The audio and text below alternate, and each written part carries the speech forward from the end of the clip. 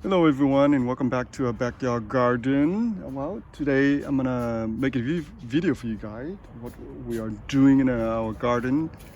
Before I do that, I want to talk about the oh hi son. Say hi. Before I do that, I want to talk about the weather really quick. This in the past 2 weeks the weather is start to turn on us. It just turned cold all of a sudden. The weather in California is very unpredictable. Before that, in March, it was extremely hot. It was up to 85 degrees. And a lot of the plants, a lot of the soft tissue plant, vegetable, lettuce, they got scorched because, those plants like cool weather. And we are coming off from spring, so it's nice and cool. And then suddenly the temperature spiked really fast, and literally up to like almost 85 to 90 degrees. So a lot of my lettuce suddenly just got scorched. Some of my broccoli got scorched, little tiny seedling. But again, in this past 2 weeks, the weather's dipped. And as you can see, the sky is overcast today. The temperature is about around 65 degrees for the past 2 weeks. So it's been very cool. And I already started some seed. Two weeks ago, I started some seed and they all pops up. Some of this here are nasturtiums. This you can tell is okra. And then I think I have some cucumber here. Now I already transplant a lot of them out to my garden already. But I start some more seeds here, like this one here. This is the fuzzy melon or mokwa in Chinese, and some yarbean. Unfortunately, this week the weather is, like I said, is very cold, or cool, I should say, around 65 degrees.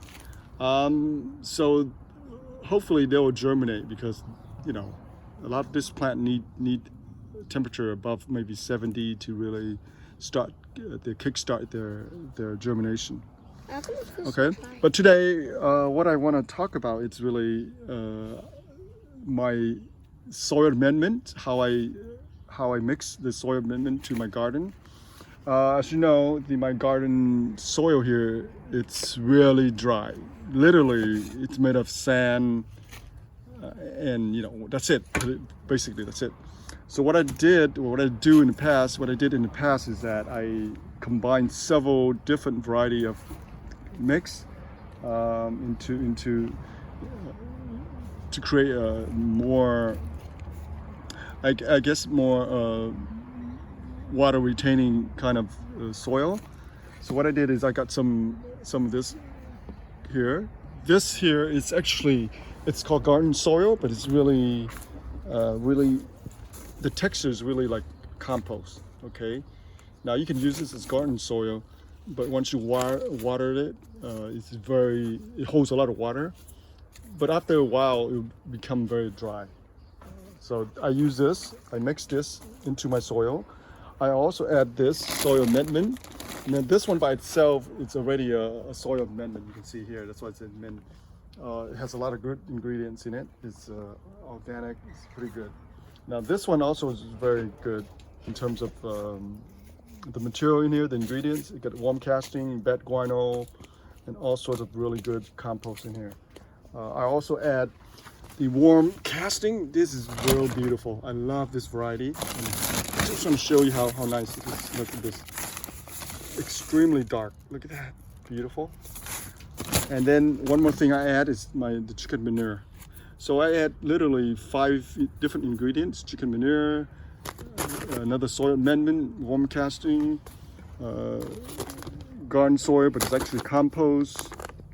And then I add some cocoa coir here.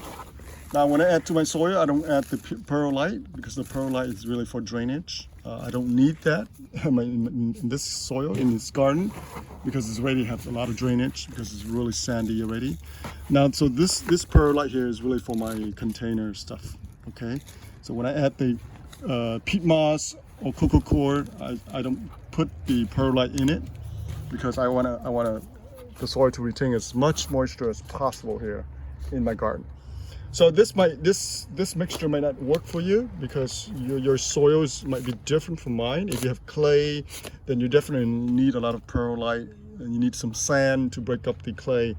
But here I don't have clay, I have literally all sand. So I have to have a lot of material, the organic material that holds the moisture. All right, so let us show you a little bit what we did so far in the backyard. So here we have a lot of, so here I propagate more cherry tree, and this is toro stem. Now they start coming up and they start producing a lot of little runners here. You can see there. Okay. Now here, this here, I need to redo this. This is the container here of the ong choi, Asian water spinach. Believe it or not, this has been here 3 years. This is the 3rd year, and during the winter it dies out. But somehow the roots remain intact, and every spring it come back. It's quite amazing. This is really extremely amazing. This is very tough plant. Even though it's semi-aquatic, but it's really a tough plant. Everybody should grow this one. And besides, this is a summer vegetable, so you can grow throughout the summer. Just need a little bit of moisture, and they will do extremely well. So this is Asian water spinach, or another part of the world called Kangkong, I think. All right, so here, and I transplant a lot of my herbs into this 5-gallon container because I have so many of them, and I want to show you a few more of them right here. Okay, so here are, look at this, the mint. Somehow rejuvenated it because this week is nice and cool. So like I said, 2 weeks ago they were scorched. Literally they were dying because it's so hot and so dry here. I also put on some seeds for some of the California flowers. Look at that. They'll do just fine because they love the heat. All this here are the mint. I mean, look at this. From this here, they start to spread out everywhere, which is okay. I'm just gonna leave them for now. And again, look at my soil. It's really, look at that. Look at it, just break apart because it's all really sand, nothing else but sand. But this here, I add a lot of amendments to the soil here for the okra. Now we have a volunteer tomatoes here. I transplant them, another one there, and all this here, perelli, all these herbs here were from last year, and the seed just going crazy. My broccoli didn't do so well. I guess it's getting too hot now. All right, and then some of the plant here, like this one here, bitter melons, and those are bitter melon. Okay, so they start coming up. So here are some of the okra I transplanted. So I still need a lot of soil amendment here because it's so dry. Look at that. Our cilantro is going to seed. Our scallion or green bunch onions, some of them are going to seeds, but some of them I can still use, like this. Beautiful. Look at that fennel. It's just going crazy. So some of this here are from last year. This is the chili from last year. I will definitely give them some more compost and fertilizers so they can restart again. All right, so some of this go to seed, like I said, because it's too hot, the temperature. So this is Chinese celery, so they're going to seed. And I saw one of the bitter melon here, so I just leave them. Okay, look at this, all this perelli, all these herbs. Look at it, all this herb just going crazy. Look at all these herbs. What's celery? Hmm? What's celery? You don't know celery? Nope. You can eat it. You can eat it raw. It's beautiful. It's crunchy. So here are black dragon chili peppers starting to turn around. A lot of these herbs here they just do so well in this weather. Nice and cool. A little bit of sunshine. They do just fine. What is that? Sage? Is that sage? Yeah. Beautiful, huh? Those leaves are just beautiful. All right. So all the garlics are doing extremely well. We should be able to harvest them soon. But right now I'm just leaving them because I want the bulb on the bottom to grow really big and thick. And all this is our lettuce beds, lettuce salad, bowl salad. What do you call it? What do you call it? Bowl salad mix? Yeah, and they're doing very well. And they do very well here because it's nice and cool. So I've been harvesting them throughout the season.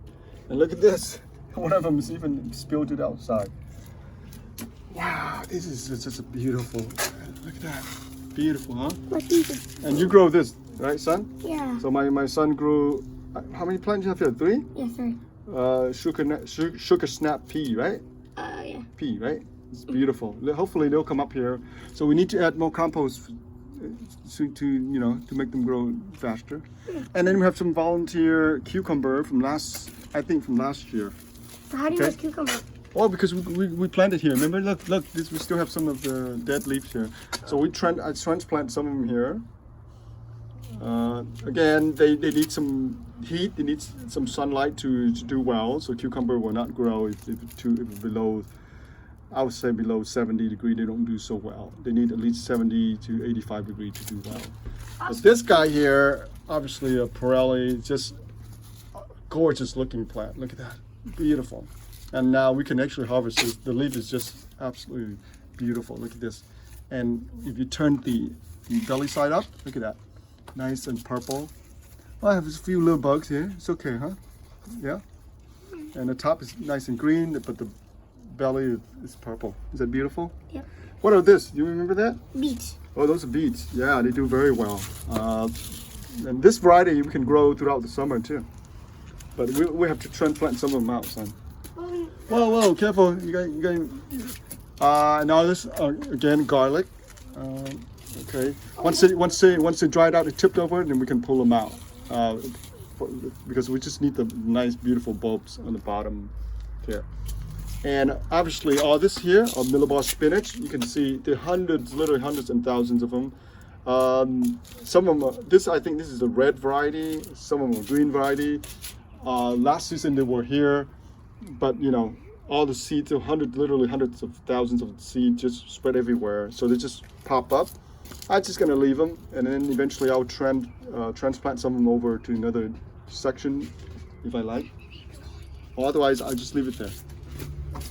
And then I plant some more these herbs here because this area here is very tiny. You can see not even 18 inches, and nice and cool. So I can plant some stuff here. What happened here? What happened to this guy? Oh, sorry here. So we transplant this and they didn't like it. Maybe the root shock, huh? So we have some bitter melon here, that we transfer over. This one, we don't know what it is. I'm not sure what kind of plant is this, but it looks like a cross between a tomatillo and something. I don't know. And then and those are the bitter melon. All this are the volunteer bitter melon. They were here last season, so we continue leave them here. And you can see I add a lot of compost here. They will love it. They just love the compost and the manure.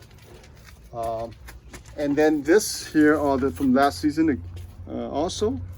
Now I guess they survived the winter, and they'll continue to grow. You can see here. Look at that. So this is the red variety, the milliball spinach, the red variety. And some of them are already producing some seeds. Look at that. And we still have plenty of seeds here. And there's plenty of volunteer one too, you can see here. Okay, and all this section here, I just seed with my California flowers, the poppy flowers, because we don't use this area because it's very dry and the soil is literally all sandy. Yeah, I want to show you guys really quickly. Look at this, it's just sand, right? And then all these bitter melons are just popping up volunteer. Hopefully we can use them, we can transfer them out. If not, he's just gonna pull them off. But look, all this here are California flowers. And of course, obviously all those are bitter melon, the dead bitter melon vine. We need to pull them out. Alrighty, so that's it for our video for today. Well, thank you for joining us, and thank you for tuning in. And we'll continue to make more video for you guys. I know I haven't been able to produce or make any video for you guys for the last few months because we've been very busy. My kids are in school now, so. All right, everybody. Well, thank you for watching. Please stay safe and stay healthy and safe, and continue gardening. All right, we'll see you again. Say hi. Say bye. Bye. Say bye. All right. See you back. Bye bye for now.